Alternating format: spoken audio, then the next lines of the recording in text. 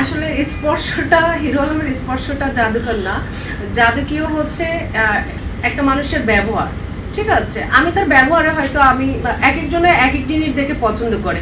কেউ তার কালার দেখে পছন্দ করছে হিরো আলমের, বা হিরো আলমের অন্য কিছু দেখেও পছন্দ করছে, আমি শুধু তার ব্যবহার দেখে পছন্দ করেছি। হিরো আলম তো অনেক কালো, সবই তো কালো।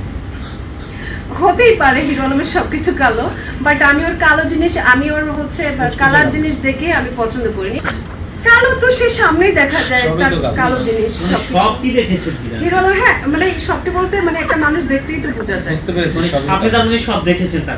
হ্যাঁ, হিরো আলম দেখতে তো কালো, সবকিছু মিলে বোঝা যায় যে সেটা কালো। তো কালো হোক, তাতে আমার কি?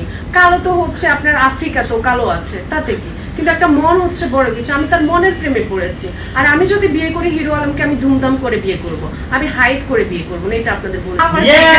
হ্যাঁ, আমি হিরো আলমকে, আর যতটা মেয়ের সাথে তার বিয়ে হয়েছে হিরো আলমের, আমি হচ্ছে তাদের মতো করে বিয়ে করব না। আমি যদি হিরো আলমকে বিয়ে করি, ডাক ঢোল বাজিয়ে বিয়ে করব। আর যদি সে আমাকে বিয়ে করতে না চায়, আমি তাকে তুলে নিয়ে গিয়ে বিয়ে করব। কালো জিনিসও ভালো লাগছে না, তার কালো, সে কালো মানুষ, তার কালো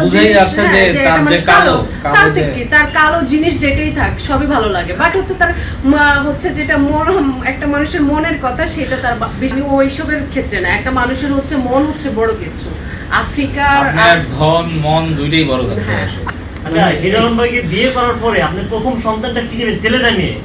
এটা তো আল্লাহ জানে। যে যদি ছেলে হয় নাম কি রাখবেন?